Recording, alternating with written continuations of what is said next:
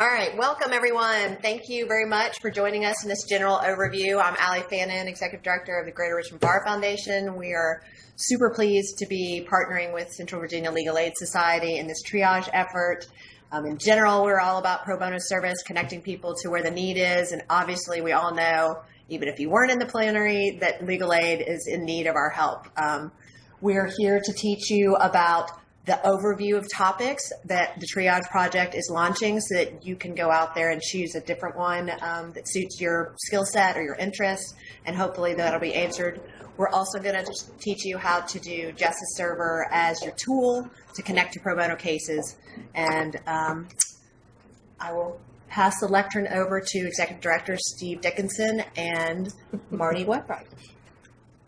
Thank you, Allie. You're welcome. Hi, I'm Steve Dickinson. I'm the Executive Director of Central Virginia Legal Aid Society. How many people have taken a pro bono case from legal aid? So, a fair number of you. Yeah. Okay, so as you know, legal aid is a nonprofit law firm. Now, I'm going to go into a little bit of history. My dad was a high school history teacher, so I can't help but take it from that perspective. But if you go back to the 1890s or so, there became a movement of legal aid societies, and the word society kind of harkens back to that time period of gentlemen in top hats sitting around looking at the poor people in their sprawling cities and saying, how can we make life easier for them and life better for them and bring the American dream to folks? And so they started forming these pro bono societies of lawyers to try to help people in civil cases and criminal cases.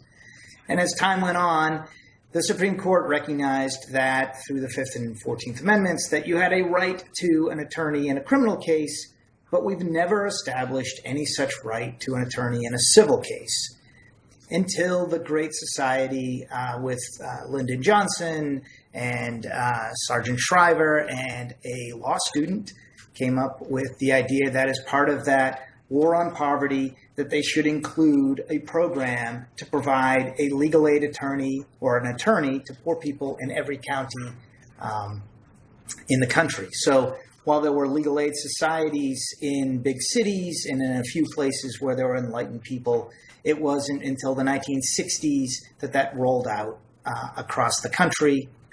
Central Virginia Legal Aid was formed out of a couple other local legal aid programs in the early 70s, and we have been providing free legal services to people in civil cases ever since. We had a reconfiguration around 2000, and so now we serve people in the 5 cities of Charlottesville, Richmond, Petersburg, Colonial Heights, and Hopewell, and 15 contiguous counties between them. So, I don't even, graphics. So basically, how do you qualify for legal aid?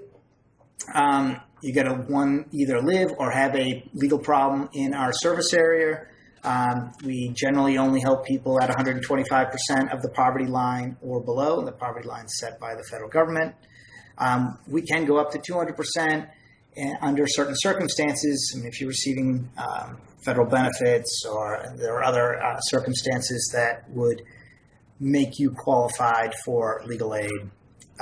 We have certain asset restrictions. So even if you're poor, but you own 3 houses, you're not going to qualify for legal aid. You've got to have, we only accept certain asset levels. And the federally funded program requires that you either be a citizen or meet one of the few narrow exceptions for citizenship. The kind of cases that are handled, and this goes back to the history of it, and it's going to tie into this next slide. For the longest time, there's been a debate in legal aid and a debate about legal aid of what kind of services we should provide. And that general debate goes along 2 tracks. They say one is that legal aid should be sort of corporate lawyers for the poor. And if you imagine all the poor people in America being a corporation and where it's corporate counsel, and we want to look at the issues that touch poor people across the board, the sort of systemic issues, taking on big, broad swaths. The other argument is that, no, we should be sort of like your neighborhood health clinic. So we help the day-to-day issues of the poor. And of course, the correct answer is that we should do both, right? We should be helping people with their day-to-day problems while at the same time looking at how those problems come together and form a systemic issue and then tackle that systemic issue to stop more people from falling into those traps.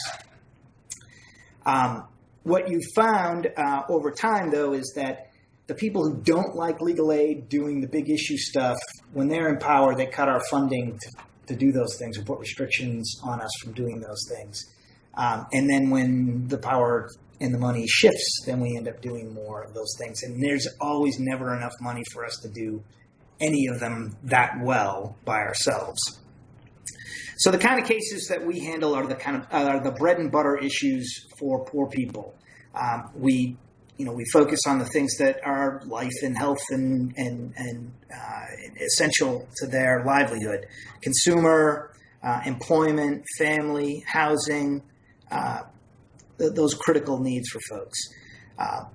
We also look and try to help people who are marginalized, whether it's racial discrimination, or it's the elderly, or it's veterans, or certain groups that are particularly vulnerable. Does anyone have any questions about any of the types of cases? We're going to go into some more details on this. Yes? Steve, in doing some research, I was shocked to find that of 8 million Virginians, about 1 million meet these criteria. In your all's area, do you have any idea what the population is? Yeah, let's 100. Our service area, the 5 cities, 15 counties, 168,000 people are eligible for our services. That's roughly 112,000 in the greater Richmond area, about 28,000 in the Petersburg area, and about 28,000 in the Charlottesville area. It's a lot of people. And we have 11 attorneys at Central Virginia Legal Aid on staff, 2 in Charlottesville, 7 in Richmond, and 1 in Petersburg. And we have 1 attorney who is representing, with federal money, statewide migrant farm workers. So that's what you've got for this region. We do have a partner, though, and that's the Legal Aid Justice Center. And a lot of people wonder, well, why the hell there are 2 legal aids in Central Virginia? And I'm going to tell you real quick. And that is because back in 2000, when Newt Gingrich just so happened to be in charge of the House of Representatives, they decided to put the kibosh on as much systemic work that legal aid was doing. We had always had some restrictions on the kind of work we could do, but it was tightened to or tied to the funding we received. So we could do a class action lawsuit, or we could represent somebody with that had attorney's fees attached to it, as long as we didn't use federal money to do that, because the federal money had those restrictions on it. What happened in just before 2000 was they put a restriction in that said if you accept $1 of federal money, then you agree to apply these restrictions to all your money. So 99% of the cases we could still do, but the big systemic work, the tools that allowed us to do that, were taken from us. So not to take that lying down, what we did was we formed another legal aid, the Legal Aid Justice Center, which doesn't accept any federal funding. And they get funding from the state and from charities, and they've proven to be an incredibly successful program in their own right. But basically what we do is we work together to provide this full range of services to poor people. CVLES tends to be the one that works on the day-to-day issues of folks, and LAJC tends to be the one that works on the greater systemic issues. One of the big things that they cut away from us was our ability to lobby on behalf of poor people. So if there was a bad law coming down the pike, we couldn't do anything about it. We are, and this seems to be a violation of the First Amendment to me, we're even restricted from lobbying for our own funding to the federal government. So I can't call my congressman and say, or my board members can't call our congressman and say, hey, please vote for more funding for legal aid. Anyway, that's politics. But LAJC and CVLAS work together. I could go into more of that, but I think that's pretty much all you need to know.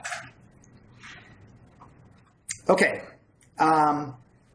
Doris and Justice Powell did a really nice job about explaining why we need your help, but we can go over it. Again, just that, I mean, we have this principle, this ideal in America that of justice for all, right? In the beginning of the Constitution, the preamble says that the whole thing, our whole country is here. The first thing that's mentioned, aside from to form a perfect union, is to establish justice before the common defense, before the general welfare, before all the other schoolhouse rock things. It's to establish justice. And so this is a critical piece. Our founding fathers, I've heard, have said, knew that there wasn't a country worth defending unless the people had justice within it. And we say it at the end of our Pledge of Allegiance, that for liberty and justice for all. And yet, what does that mean for someone who goes into court without a lawyer? And if you need to know, if you don't believe me, go to the Richmond General District Court any day of the week and sit in there for 10 minutes and watch hundreds of people go up and get default judgments against them with a lawyer on the other side. And maybe more than half of them, that's the correct result. But who knows? And how would they know? Because without a lawyer, you just don't know. And even if you think you've got a good defense, and even if you've got some evidence of a good defense, getting from that evidence and that feeling to the correct result, a just result, is really, really difficult without a lawyer. Talked a little bit about the history already, that we've got the Legal Service Corporation, which is the nonprofit, federally funded program that came out of the 60s and funds legal aid across the country. Our budget peaked during the Carter administration. Okay, we've been going downhill since then. If you look in 2017 dollars, we're at $380 million, which I remember, I think that was a day and a half spending during the Gulf War. I mean, it's just incredible how little money is spent on justice in America. I'm probably missing stuff here, but you can read faster than me. Doris had some great graphs, and I don't know if they were up there long enough for you to see, but the amount of the difference of having an attorney and not being represented by an attorney is really stark, and it's proven in study after study after study. And these are, most judges are trying to create a level playing field. And even with a level playing field, even if we're trying to be as fair as possible, a lawyer just tips the scales for their clients every time. Let me give you a perfect example. There was a jurisdiction locally that shall remain nameless that discovered years after the fact that they had overpaid a lot of their employees and former employees and filed dozens of lawsuits. I see somebody's nodding their head, so she may know which jurisdiction this is. Dozens of lawsuits against people on claims that were clearly barred by the statute of limitation. Not everybody came to legal aid, but the ones who did, we would stand up in court and say, Your Honor, statute of limitations dismissed. I even had one judge say, I had this case last week. I so much wanted to hear the person say statute of limitations. I would have dismissed it, but as a judge, I couldn't. That's the difference you make having a lawyer versus not having a lawyer. As simple as that.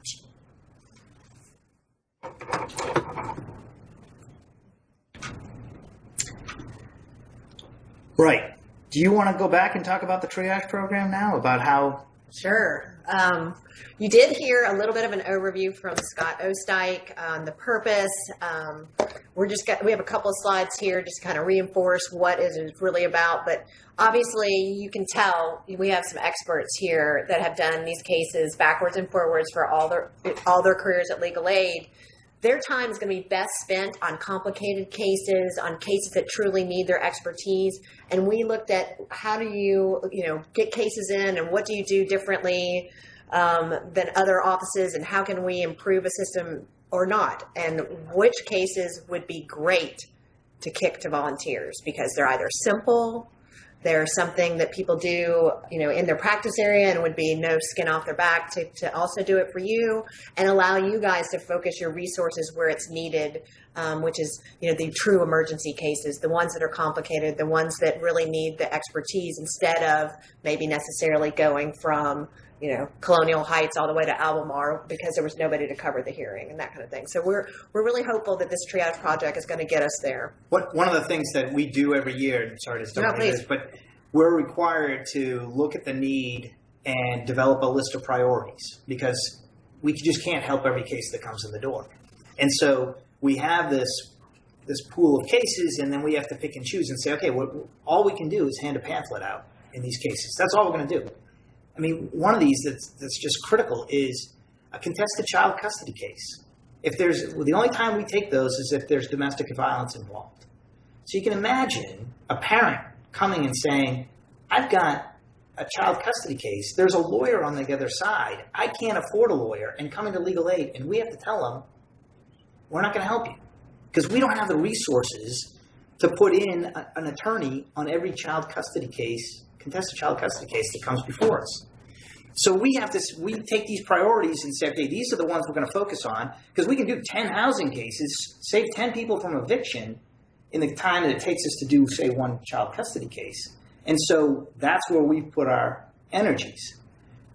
You guys are all going to take the child custody cases from. But that's one of the things that how we decided some of the cases that could go to triage. These are cases we're already saying that we can't do them.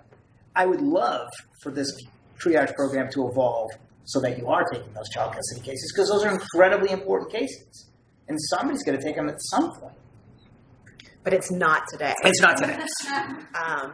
So we have a list of triage practice leaders. I believe, Scott, as I mentioned, that we have enlisted people from the private bar in their area of specialty or the fact that they've actually been a pro bono volunteer for so long in this area of practice and tried to have them head up each practice group, take a look at it with fresh eyes, what needs to happen to make these cases ready for pro bono placement. And today we have breakouts all around the McGuire Woods happening in quite a few of these. But I just put the names up on this screen so you can see them. It's on your page about triage overflow, which is your second page in your packet. So I encourage you to take a look at that.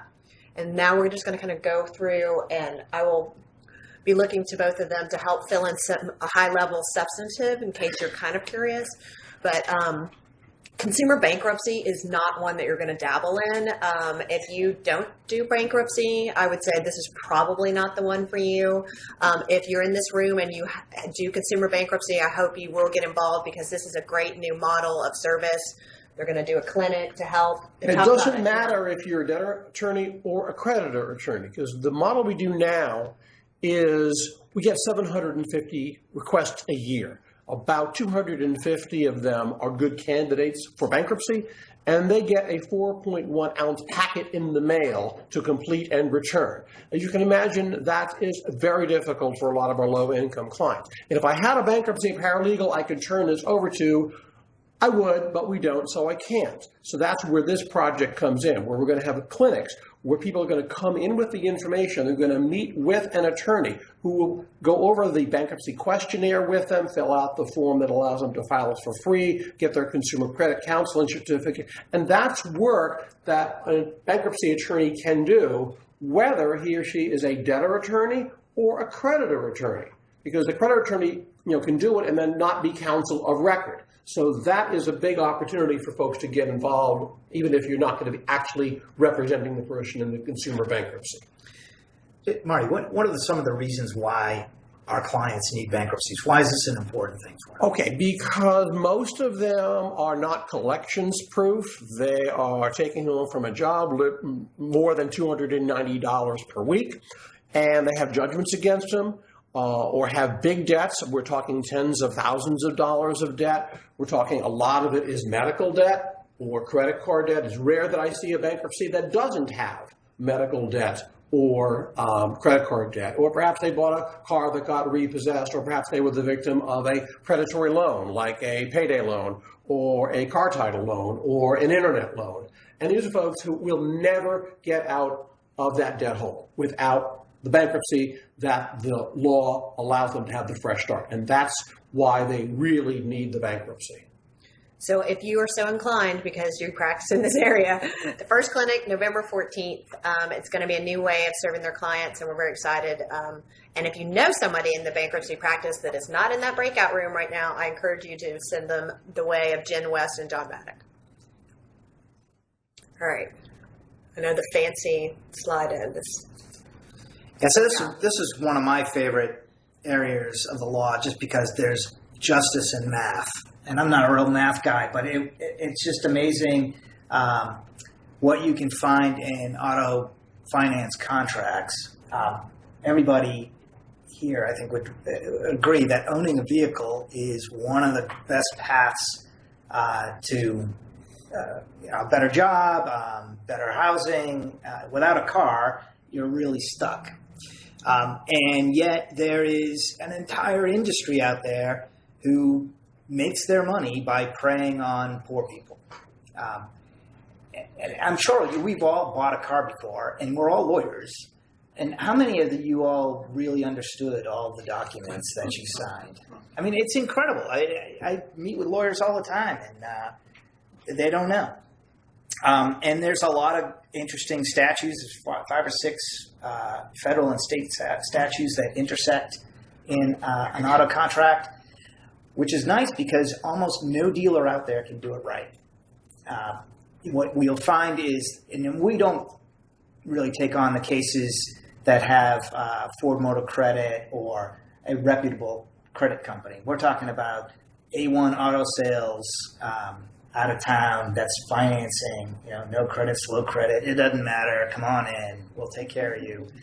And the tricks that are out there, the yo-yo sales, where they'll say to somebody, here, once they get a hot customer, they'll get them to sign the paperwork, and then 2 weeks later call them up and say, oh, you got to bring the car back, your financing fell through, and renegotiate the deal with them. Now the person has a car, they don't want to lose the car, so they're pretty much willing to sign anything. You'll hear all sorts of amazing stories with this, and yet it's not like a child custody case where you're trying to weigh things between two parents. You find the evidence in the paperwork. It's really paperwork driven. And I've gotten people free cars doing this. And if you want to see a happy person, give them a free car.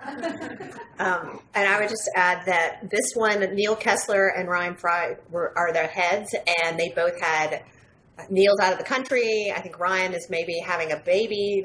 His wife's having a baby. So, but they will be looking at doing a training in the not too distant future. So I definitely encourage you. I think this sounds fascinating, especially if you want to get in some litigation and learn a new skill set. I think, frankly, this one sounds very interesting. So I encourage you to contact them.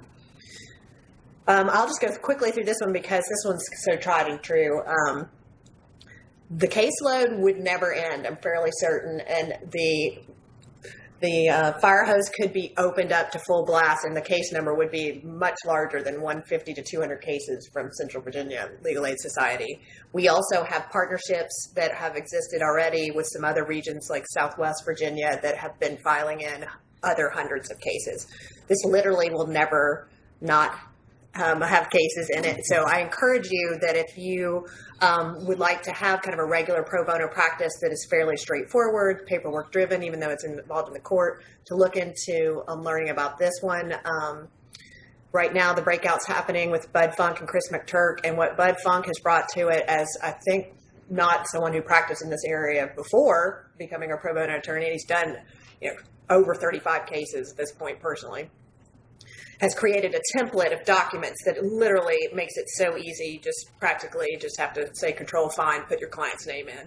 So I would encourage everyone to learn this as a second skill because there will always be cases, and it takes just depends on, can you find the defendant? Can you, little hiccups occasionally with the court. Oh, this paperwork didn't have this on it. But 5 to 10 hours total, and the 10 is only for your first one when you're kind of blindly stabbing through it. So. And these are screened really carefully. So when we say uncontested and no fault, they are uncontested and they are no fault. It is probably fewer than 1 in 100 cases where there's some type of contest or some type of someone who wants to raise a false ground. So, and if that happens, you have a money-back guarantee. We'll take it back. Right. We'll talk about the limited circumstances of that later in just a second. Yeah. Permanent protective orders. I don't know if anyone has particular here. This is great. Obviously, if you are looking to get some more litigation, this is for people who want to get into court. It's a serious matter. It is definitely something that you can learn the discrete area of law. You can learn what you need to put on for your case, and you are going to have a great impact for the person that you are representing. If you can imagine going into a situation of that hearing unrepresented and how daunting that would be. So definitely this is something that has been going on. McGuire Woods should be mentioned in that they've been a regular, I think every other month they're on duty kind of to take protective orders, and we're looking to expand that duty list, whether it be other firms that adopt for a month or individuals that adopt. And at some point in the not so distant future, Justice Server will have a calendaring option, so you could kind of grab like a duty week as your pro bono opportunity. Yeah, the nice thing about these cases is that the win rate is huge. And the amount of time you have to spend on it is small. The tough thing about these cases is that the window is very short. The person comes to you and they usually have a hearing coming up within a week.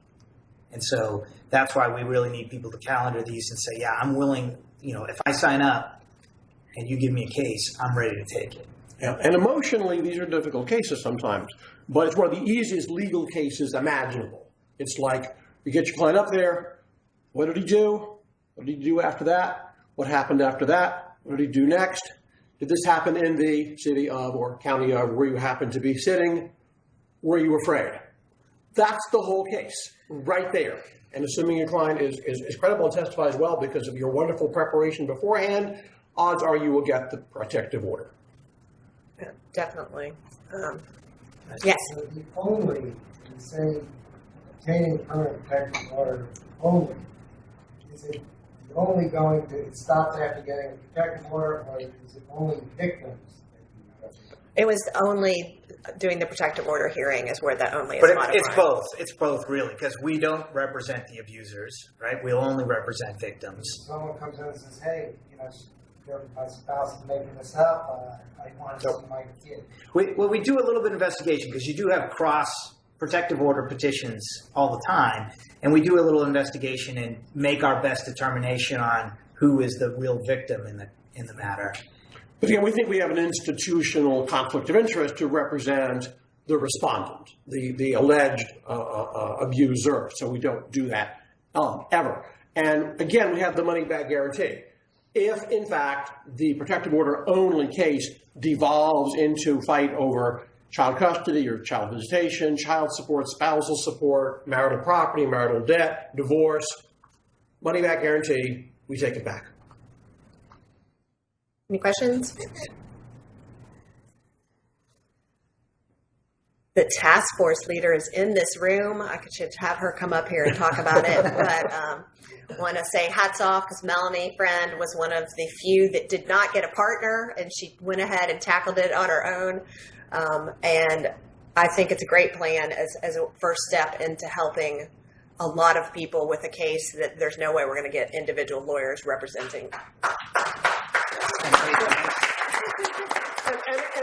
And it's math and showing up with your documents. And people who show up pro se in the juvenile and domestic relations court don't understand that it's math. It's a worksheet. It's a one-page worksheet. They've got to fill it out and be able to support the figures. That's what the clinic will help them do. Is there a clinic scheduled at this point?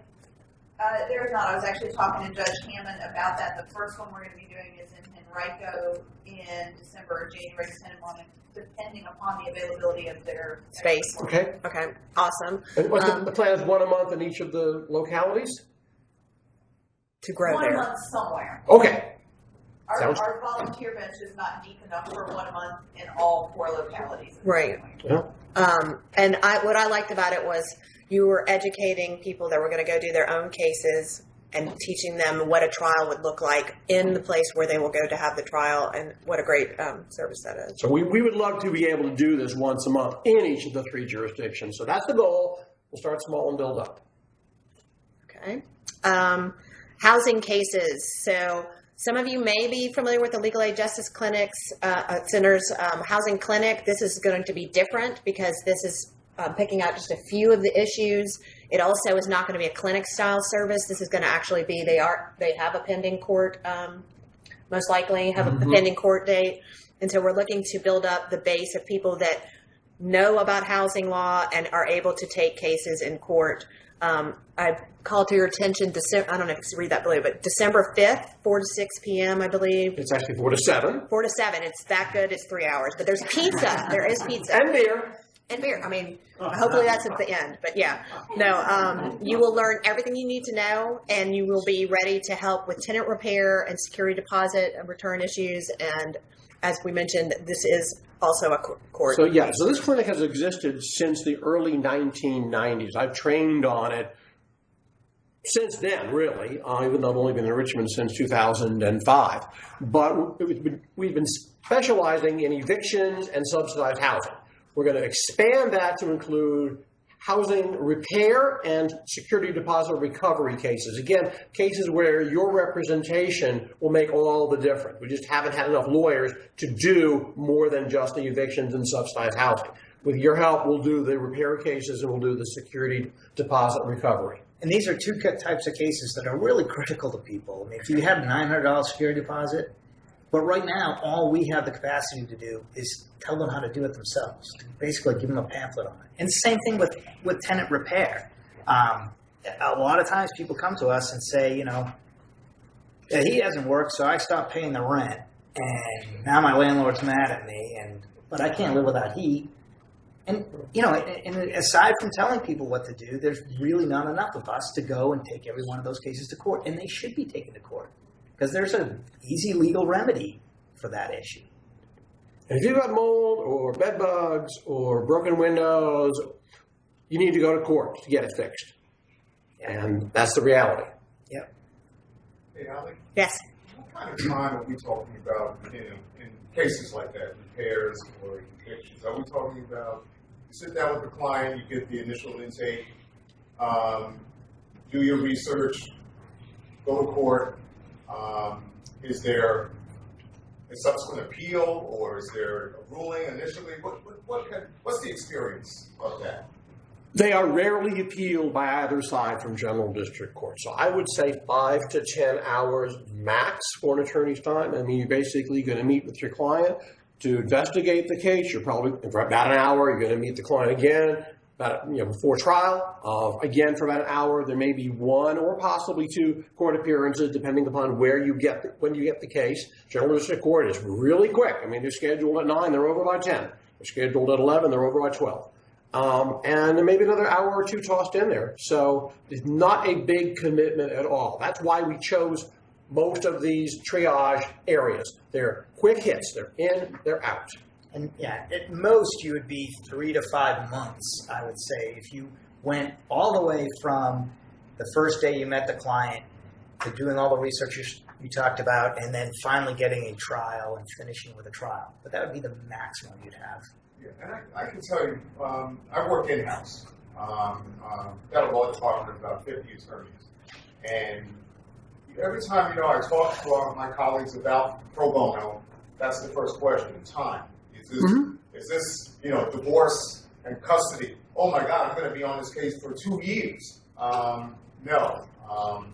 That's the initial concern of many of my colleagues about how much time is it going to take. So I'm glad to hear, and it's good to hear, that these types of cases in the triage are cases that you could go in, get out, and if you desire, move on to the next one. Right. I mean, all of these are very defined in scope. That was part of the challenge brought to the triage leaders, was to make it something that a pro bono volunteer could handle. I've been told by the master of Social Security, Joanna Suez, that this is really not another one that you would dabble in either. But she is giving a great nuts and bolts covering of it. If you're interested in expanding your practice and learning about administrative level hearings, putting on evidence, medical records, that kind of stuff in an administrative setting, this could be a good one to learn. We do need more volunteers. There's not a lot of people that practice this area or that will do it pro bono like Joanna does. So we definitely need more volunteers. So I don't want to discourage you, but we definitely, if you know somebody that practices in this area, again, please send them our way because we need to cover this territory a little thicker. Right, and these are cases that are not going to be paying cases. If it's an application for Social Security or SSI disability, then the attorney can get a fee out of the award that may eventually be made 2 years down the road. And this is an exception to the quick in and quick out. These are longer cases, no question. But if it is a termination of benefits, then there is no attorney's fee at the end of the road. And those are the cases that we really need representation on. Same is true for overpayment cases. There's no attorney's fee at the end of the road. That's why we're trying to encourage people to do this if they have the expertise or are willing to develop it. And am I wrong? But the idea was that if you were on this list, then some of the referrals of the ones that involve that paid case could come your way. Absolutely. Right. In other words, we get lots of requests for initial applications, and we don't have the resources to do that. And so we'd like to be able to give people a list of attorneys who are willing to, do those initial cases. And it's sort of the bargain is if you'll do a termination case or an overpayment case, that you get on the list. That's your admission tickets. Right. Okay, so this one, how many in here have ever volunteered for a wills clinic? All right, so about half. These are great. I just did one on Monday. It is such a defined opportunity. It's usually 1 to 4. You come in. Andy Ney, who's almost always the partner, has laptops preloaded with forms for the wills, the power of attorney, the advanced medical directives. Every client that's come in is pre-screened, so you don't have all of a sudden I have this complicated asset structure. No, these are simple, no assets. And yes, there may be a couple of questions that are a little bit off the form. There's always Andy there to kind of circulate and make sure that you feel comfortable answering the question. Law students love partnering with you, and it's actually good. It sounds like overkill, but the forms typing and having the eye contact with the client and conversing with them about what they need, it does help to have somebody typing. But it's a great, honestly, we just did one at Caritas, the gentlemen, and we're graduating from the Healing Place of substance abuse recovery, and here they are, they're getting all their documents straight. They get notarized right there, and then they have a packet, and they just feel like, here's another thing that's getting me down the road. So I think you will find it very rewarding. I want to call to your attention that December 5th, this could be a pro bono great day. You could start 1 to 4 at CBLAS doing actual service, feeling super good, celebrate with pizza and beer while learning about housing law. And, there you go, right? Yep. All right. Okay, so some of you may only have been in here to hear about technology. I know at least one person. But we are very excited to finally be launching Justice Server 2.0 after an extraordinarily long period of time. What Triage is going to be doing in the beginning is putting cases into Justice Server. As we go down the road a couple of months, those cases will begin, that we know we have volunteer pools, protective order opportunities might go up in there. We're going to slowly add to that pool of opportunities, and we'll show you what that means. Sometime, we said December, I'm not totally positive that's exactly when it's coming, but we're going to have the scheduling slots. So Will's Clinic, Caritas, 1 to 4, grab it, and then you can calendar it, and that's going to come off Justice Server. So if no one's heard of Justice Server, you've been living under a rock. What this was an idea that we'd find a way to use technology to connect pro bono attorneys to, you probably told them this 100 times already, but to our cases. And in the old days, just so you know, we had a pool of pro bono attorneys. And what we'd do is we'd have a case come in, say it's a no-fault divorce, and then we'd get on the phone and we'd start dialing them up off the Rolodex until we found somebody who would be willing to take it. and then we tell them who the opposing party was, and they do a confidence check, and then they call back and say, yeah, I'll take it, and then we photocopy the case and put it in an envelope and mail it to them, and then every once in a while call them up to see if they're working on it. What Justice Server does is it allows you to be sitting at your laptop and through the magic of the internet, connect directly to our case database. And for us, instead of doing all that to find out somebody who's interested, we press push to the portal, and it goes to the web, and people can look at it, and that's what Allie's going to show us. And we spent a lot of time building this thing, Right. with help from Capital One and all sorts of the Virginia Law Law Foundation, and a lot of the firms like McGuire Woods and Hunt and Williams, and a lot of the big firms that put up their initial money to build this thing. So appreciate it. Right. So right now you're looking at a snapshot of the top part of the new portal. We had a functioning system since 2012. Legal Aid has been using it as their case management system, and they've been pushing cases most successfully, no-fault divorce, bankruptcies, and the wills and the states. But there were a lot of limitations, not to mention that in the same system, our Greater Richmond Bar Foundation, Central Virginia Legal Aid Society, and Legal Aid Justice Center with kind of privileged walls of licensing. Not a great idea. That was not our idea, but that's what our first developer told us to do. So we had to go back to the drawing board. We've developed a great system. I'm not going to be showing you any of the case management side today because you guys are volunteers. You're going to be interfacing with this. We found a great partner called TechBridge. They're from Atlanta. They're a nonprofit that also looks to provide nonprofits with the capacity to strengthen their mission, particularly those who alleviate poverty through technology. So like a perfect partnership there, and we're hoping that it will continue to be so. So if you want to go on, you can go on right now to On your phone. www.justiceserver.org, and that's what you'll see, and that's the entrance to the portal. Yes.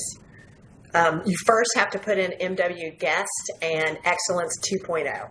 You do? No, not for the system, but in this building. To get on their Wi-Fi. Oh, right. Yeah. Right. Oh, Yeah. Sorry. All right, so yeah, that's right. A couple of things that are different between 1.0 and 2.0. So how many people in here ever used Justice Server before? I don't know what kind of room I'm talking to. Okay, another half. All right, so before you registered, it's all confidentially locked down. You create a profile and you say, well, I've done the no-fault divorce training. I want to see cases no-fault divorce in the Richmond area. That's the only cases you would ever see because you've self-filtered yourself. You may not know that there is a great housing case because you've already self-filtered yourself. So we thought, well, let's kind of start wide open and then let people filter their view so that then they can get to what they want if they really want to narrow their view. So with that in mind, we have a very high-level list of cases that are accessed public, but no details. It'll say divorce case in Accomack County. And then it'll say Central Virginia Legal Aid Society. But now, once you start going into it, you need to have logged in and created a profile and stuff. Another new thing, manage email subscriptions. So if you're already registered, you got, I know, an irritating email once a week on Wednesday at 1 p.m. that said, cases available in Justice Server, and then you kind of deleted that or put it in your spam folder. Now what you can do is control what you are going to get sent to you, and it will only happen if a new case goes in that matches what you've created, and you can create multiple ones. And more helpful to me, I think, is within the embedded in the email are going to be the links to the cases. So you can actually see in that email before you have to go log in, what kind of cases are they. Before it was just a generic email. So I think that's a great update. The email of push cases, I think that's talking more about the fact that now the organizations can actually push to a group. So if you're in the triage practice area, we're going to be pushing to the groups. That's nice. Yeah, if you don't want to spend time looking through the portal, you can get we may still find you with us, and then we can just say, oh, we got one of these cases. We'll just send it to so-and-so. Right. And then I highlighted enter time and view time report. For those who might want to use the system, there's a stopwatch, so you can do that. You can get your own personal time report. And what's nice is that the portal will, in your profile, will keep all your total pro bono hours up there, so that if ever someone will just step up to the plate and make us report the pro bono hours, we will. You'll have that number right there. You just slide it on your form at MCLE. If you don't know what I'm talking about, read about mandatory reporting. Okay, snapshot of homepage. You're not logged in. This is just the menu. This was what I was talking about, and I know this is small font, so I apologize, but the top box that you see in the middle is essentially a list of the cases, and these red arrows are saying, view public case information, apply filters. This just basically was what I was talking about, which is you're going to be able to filter it yourself. And then if you like what you see as a filter, you can then add it as an email subscription. So just kind of, little fancy bells and whistles.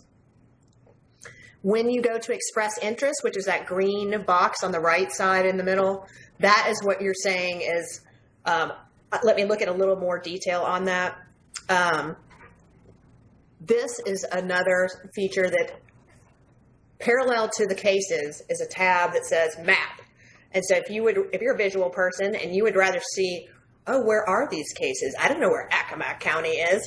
So you can actually scroll this map. You can go in and out, and each of the placement icons have a hover button, and that you're able to see actually the case details, express interest from there. I like it because you can really see kind of concentrated need, and you really will have to zoom in because there's going to be places that probably have like 150, the same icon. It's no more complicated than doing a motel reservation online, pretty much. Oh no, I personally, I love this feature.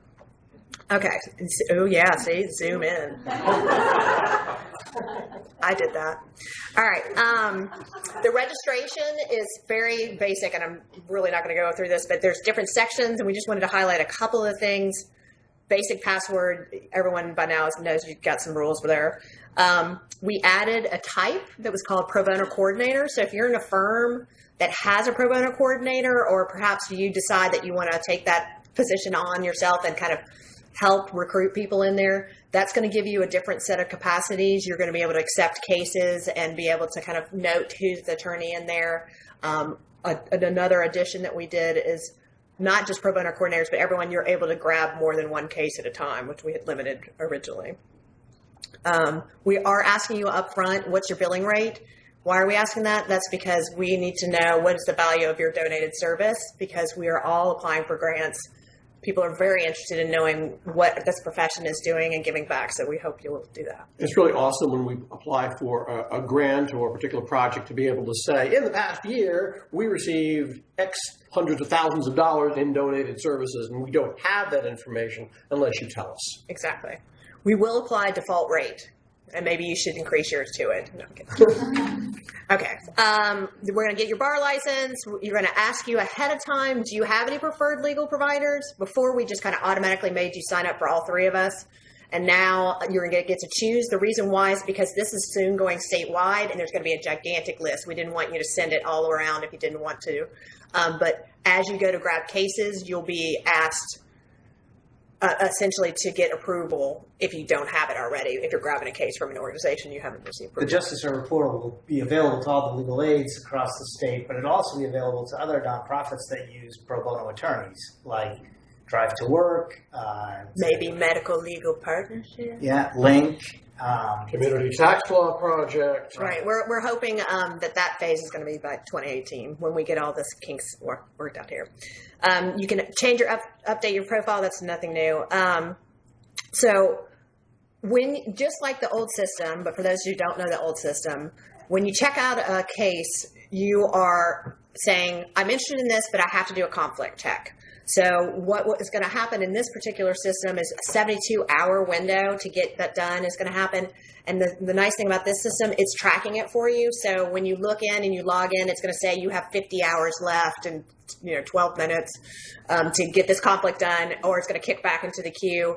And then at 24 hours, you're actually going to get, with 24 hours left, you'll get an email reminding you. We all know you get distracted. We're doing something else.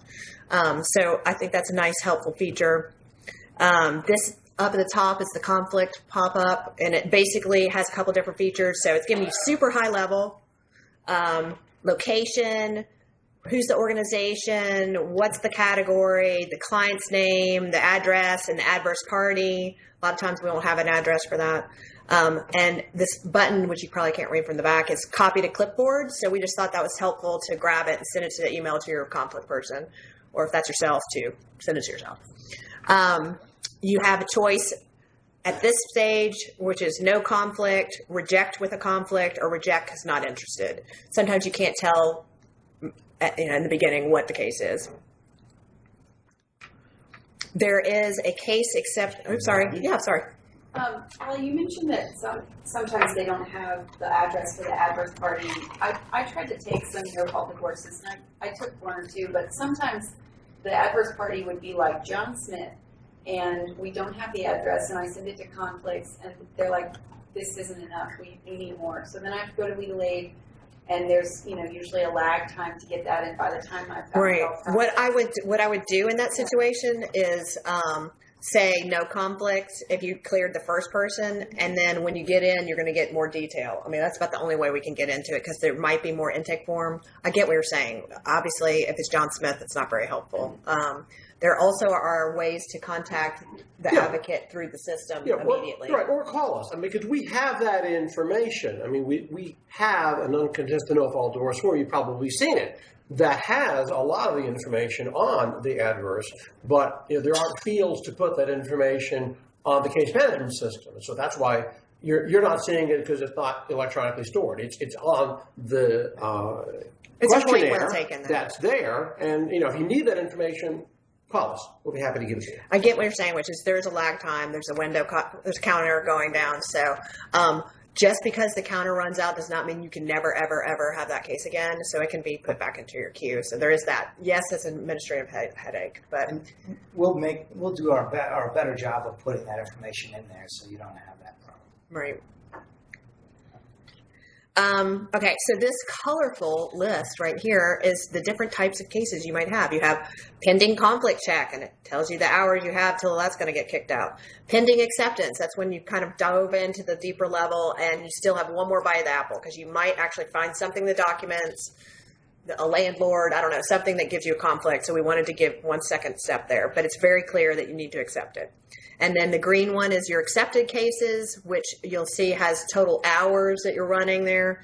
And then case history is your list of closed cases. So this system, we are going to allow you to kind of access your closed cases if you need to go grab something.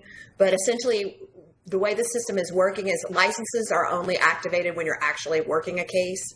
And so when the cases are closed, you don't have a license at that point. And we're doing this to minimize legal aid's cost. A little too weeds, I know, for most people, but basically let us know if you have any issues with trying to reach your closed cases because we're trying to limit the cost of paying for volunteers. Okay, this screenshot is what it looks like when you go into the case. So those first ones were high level, hardly any details. This kind of shows you that there's like a different layout. You have like the basic case details. You have case notes that you can add. On the right, you have close or abandoned case. We'll talk about that in a second. Important dates and hours with the clock. You can add attachments. You can look at related parties and financial details, but you cannot edit that. You can add case notes. You can, I already said that. Okay, stale case email. So if you grab a case and then you never log in, even if you're doing work on the case, this system thinks you're not working on this case. And so it's going to send you an email that says, "Dear kind sir, you have not touched this case in quite a while. Please tell me you're working on it." And that's just to make sure, first of all, Legal Aid have requirements that they have activity on cases, but also to just kind of gentle reminder. It has snooze buttons inside the email, so you can choose, well, you better remind me tomorrow, I'm too busy right now, or I've already filed it, I'm not going to hear anything back for 2 months, and you can click 2 months. So we hope that everyone will find that to be a nice user feature. You can get inside your system and manage your case subscriptions. So emails that you could get, and you will be able to unsubscribe from these, so don't feel like you're permanently going to be on the Justice Server email list. New cases, case acceptance. So when you do the final step, you'll get a reminder email with it. approved request. So you grab a case. You haven't been approved by Steve yet. As soon as he approves you, you will probably get notified by email that you've been approved. Okay, so I have closing or the Scarlet A, which we call abandon. I like what Barney says, which is you have like a money back guarantee that you can give the case back. Really, they don't want you to give the case back, okay? Let's face it. They have a lot of other things they need to do. But I think some clear situations of proper abandonment might be you meet, health circumstances. You need to step back from your practice, these kind of things. Or literally it has become so complicated you can't imagine being able ever to do this case and you need help. So those kind of situations, we wanted to give you an out. It is going to alert somebody differently than if you just close a case. Abandon means possible hot mess. Please attend to. So we wanted to make sure that you know that it's not, maybe not going on your permanent record, but yeah. When you close a case, you're being asked just a few things. First of all, attach something that says that you've gone through the case and finalized it. Give us a high-level snippet of what was the outcome, and please give us your hours. Again, just like we said before, we need to know your hours. And you want to keep track of your hours, and it will, I don't know if you've been watching it, but when it shows your case management dashboard, at the top of each case, it has a little summary of how many hours you put in there. And at the top of the entire dashboard, there's the biggest fonts on the whole screen. And you want that number to be big. It tells you how many hours you've put in. There's an important date screen. So that's something, obviously, you're going to look at because legal aid's going to put in the next hearing date, if there is one, those kind of things. And that's where you can add things as well that kind of let legal aid or the Greater Richmond Bar Foundation know that you have something. Timed items, we already talked about that. Okay, dare I even do this? Yes. Dun, dun, dun, live demo. All right, gonna try. Is there any questions while we let's do that. spool up the Justice Server? Dun, dun, dun. Ooh, this one looks like it might already be teed up. Yes. All right, so this is actual live Justice Server. We're very excited. Steve, myself, and Marty have been working on this project since 2011. And I see Steve Otero in here, so I'm going to give a nod to Capital One. Has had many pro bono hours put into this project, and they have a servant in Bill Burnett who has stayed with us on Scrum calls for 6 years. Yeah. Okay, so if you looked at the old system, you know this actually looks like a website, whereas the one before looked like maybe I typed it in Courier and then put it on there. But yeah.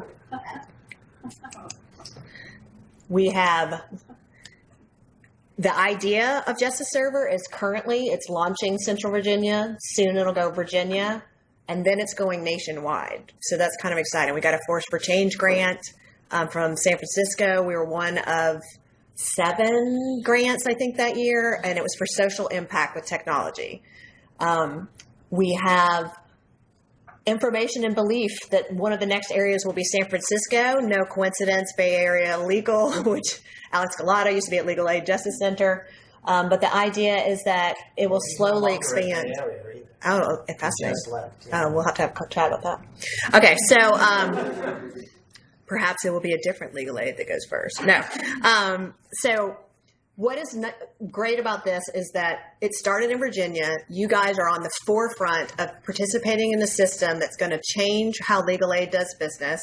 And we're going to be able to share this with other legal aid. So, I mean, I hope you feel kind of like some of our excitement, which is we know you're busy. We know that you need to do your billable work. We want to make this as easy as possible for you. So we really encourage you to go ahead, start looking in Justice Server, get trained up on something. As this blue says, more time advising and working directly. The admin should not be the headache, right? So we're really hopeful that you'll agree. Dun, dun, dun. give a quick shout out in case anyone in the room is connected to these organizations. We have been very fortunate in having grant money, in having support of this community and support of our corporate partners like Capital One and Dominion Energy. But Virginia Law Foundation has given us multiple grants to get this and keep it going during all these years. Legal Services Corporation, but also Firms and Service Richmond. So I just want to applaud them. Okay, so not logged in. I go to all cases.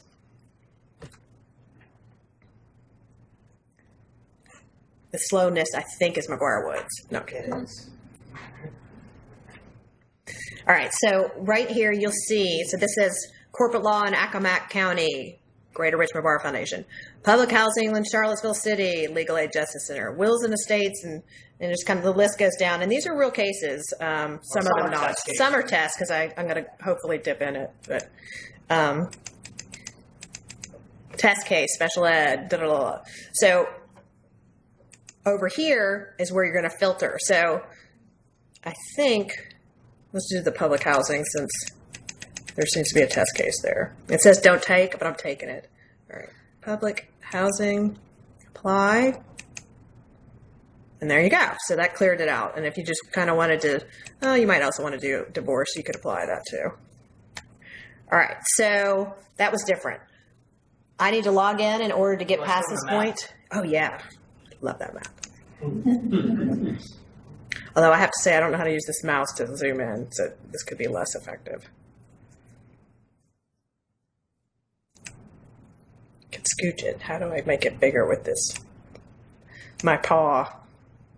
All right. Well, luckily there's not that many cases. So if I look at that, it kind of gives me divorce in Chesterfield County. This one, let's see, what county is this? That's the Richmond City. It looks like one down in Petersburg. Even got one up here in Charlottesville. But anyway, you get the drift. Okay, so logging in. Bear with me. Y'all do a song or something.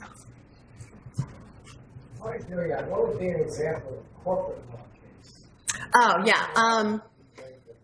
The Greater Richmond Bar Foundation is utilizing the system too. We run the Pro Bono Clearinghouse, and so we match nonprofit organizations with volunteers. In fact, right now we're training a general counsel group of volunteers. They're going to be assigned for a year to different nonprofits. And so that was one of our cases. Not in the triage legal aid need, but we're focusing our priority on nonprofits that help low-income individuals as well as low-income community, economic growth, those kind of things. And so we have found that a lot of people don't want to do litigation as their pro bono, but they want to do pro bono. And so that's a great way to interact with transactional lawyers. Good question. Thanks.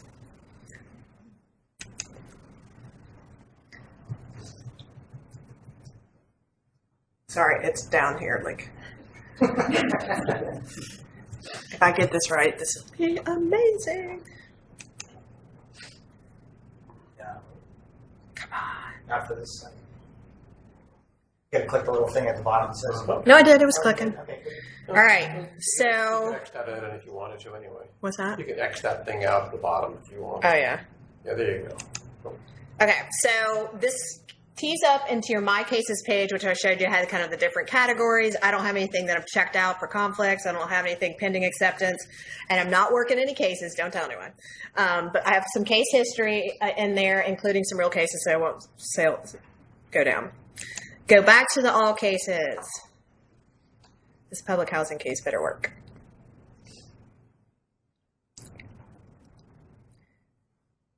I've already blamed the McGuire Woods connection on the slowness. So,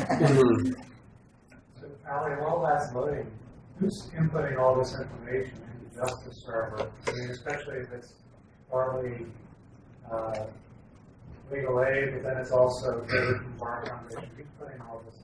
So each organization puts their own in. So there's a case management side, which I'm not showing you today. And Bob, you're on our list of, we're going to be getting to, Bob is our partner for Veterans Initiative, which is another thing that we do. We help veterans and service members who need general civil, pretty much, sometimes criminal.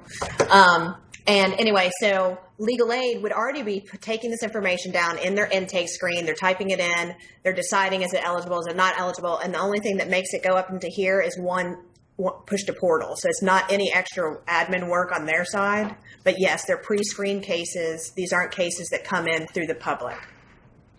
So we're taking calls all the time. We have a staff of 11 intake assistants who enter this data into Justice Server, and then through our own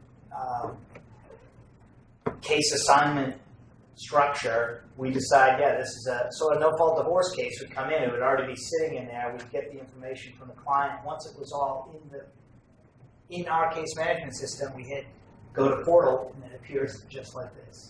Allie? Yes. So cases that I have existing, for example, one of those 1 in 100 no-fault divorce cases that turns out not To be easy. no-fault, Mm-hmm. has all that already been migrated over to the new system? So if I log in, Yes, good question. So if you are a pre-existing user, you are going to get into this new system either through a generated email that CVLS will send out at some point that it kind of urges you to get a password, or if you go in now and you type in your old email address that with your user ID, it's going to prompt you to get a new password. Okay. They should be transferred over into your My Accepted cases. Any issues? This is a launch, and we are looking for bugs. So if you find that was not the case, it should have happened there. The data migration was successful in almost all. Yeah, all all of our data is over in the new system. So Justice Server 1.0 and the portal are done. All right, so I just clicked on a public housing case. A little pop-up came up and said 72 hours remaining to accept the case. If I go to my cases, come on. This is when you guys do soft shoe or something. I'm not doing There we go. Okay, so it's in my pending conflict check queue right here, and it says it has like a little clock right here, and I'm going to say, first of all, I'll let y'all see the view summary. If I wanted to, I could hit this, copy to clipboard, send to my conflicts check person, which is myself, and then do that. I'm going to say no conflict. We might change the wording of this, but it does kind of make you feel excited. You passed the conflict check. Now we have 72 hours remaining to accept the case. Please view. All right, so now it's moved down to the second layer, and it's giving me this prompt here. All right, this is the one that I'm like, dun, dun, dun.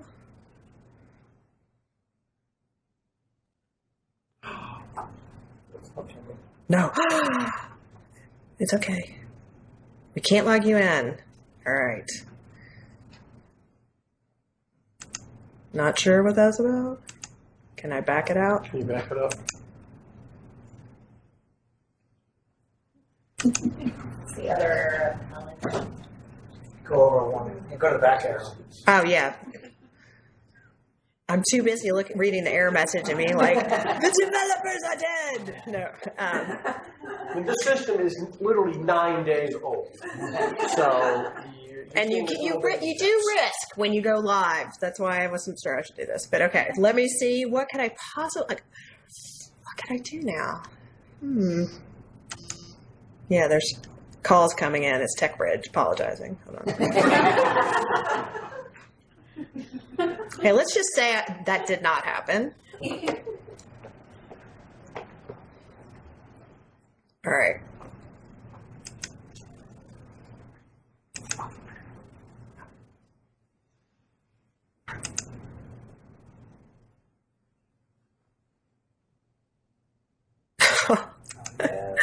I love this system. All right, I'm going to have to just figure out something else to show you right now, because it is not going to let me get into the cases. To give a little bit of backup, we were all three in the same system. CVLAS has data that goes back to what decade? late 90s, early 2000s. Yeah. Which was, I don't know, 100,000 cases or something originally. Right. That had to get transferred over They've been working super hard to do that. They've migrated our materials over to the Greater Richmond Bar Foundation, and Legal Aid Justice Center is teed up. So there does seem to be a couple of bugs on the live. And the thing about it is that this is one of the nice things about Justice Server 2.0 is it's highly customizable. And so as we're fixing the bugs, we're also tailoring it so it looks the way we want it to and works the way we want it to. Our intake folks have come in with all sorts of ideas. And so while we're doing these improvements and fixing the bugs, it's constantly in flux. All right, I'm gonna jump ship here. Ask me questions. Not about anything other than not about those error messages. We're going to pretend like that today. Like in the protective order cases, would those be sent through this? So you heard that there was a couple of different ways, maybe the email to push to volunteers. And so one of the ways the system lets us reach volunteers, we just say push to portal, that goes general. So no fault divorce case, not quite as time sensitive. Things that are time sensitive, we're looking at pushing it to a known group of volunteers that have already registered. And then as we get that scheduling capacity, I believe you would see who is the person on duty, firm on duty, and then you would send the case to that person or to that. Right now, McGuire Woods does every other month, so 6 months of the year. When we have a protective order case, Chris Tribble is the champion for that team here, and he's guaranteed that if we send him a case, he's going to assign it to somebody. So what we would do with that right now is instead of calling him up, we would just push the cases through the Justice Server directly to Chris, and then he could manipulate that as a pro bono coordinator to the people he needs to send. Yeah, so another thing to kind of point out is that this is the high-level portal, real high-level detail. And then when you try to go into specific, we're now leaving this justiceserver.org and going into the Salesforce system of CVLAS or Greater Richmond Bar Foundation or Legal Aid Justice Center, and then seeing a different view. Thus, perhaps the single sign-on issue that was noted. So I'll give you an example literally from today. So I finally got all the information I needed for a no asset Chapter 7 bankruptcy. And I knew from some prior emails from this volunteer private attorney who's already in Justice Server 1.0 that this volunteer attorney, we'll call her Jean, wanted this particular case. So after I got everything scanned into the case management side, I go to the portal section and I click Assign. It brings up a lookup field, and I can type her name in there, which I did, and I selected her, and I pushed Assign. What the system did was it sent her an email that said, hey, a case you wanted, here it is. So she clicks the email link. It takes her right to Justice Server 2.0. Because she was a user in 1.0, of course, she had to, as you mentioned, change her password. She did that. She was able to then go through this. She was able to, in fact, accept the case, and she can now view it in Justice Server 2.0. It's really that simple. And we did not have that capacity before, where we could actually assign a case to someone who had previously expressed an interest in the case. It was just out there for anyone to take. Now we have the ability to do it both ways. We have the ability to have this big, long list where you all can self-select after filtering, or we can, do an actual assignment if you've indicated that that's what you want.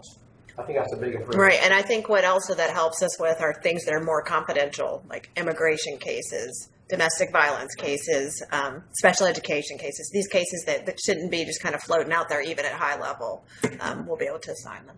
So, except for that test, special education. Other questions? Yes, Ed. So, first, kudos to you. I mean, this is thousands of hours of work. Thank you. Getting it over the goal line. What about the rest of the state? Northern Virginia, Blue Ridge, Right. So we have been partnering with, they're on a different case management system. So the underneath part isn't Justice Server or Salesforce. They're on something called Kemp's Caseworks. And so we have been partnering with them to talk about how can we bridge from their system to our system. And that is our next phase of development. We have to get through some of these kinks. And then we look at what we're calling phase 2. We have conversations with all the legal aid directors just recently at the statewide legal aid to let them know, to see what it looks like. And the idea there would be, again, they'd be able to post cases that would look like this. But then when you express interest and you kind of get into the case detail, you're going to leave and go into their KIMPs.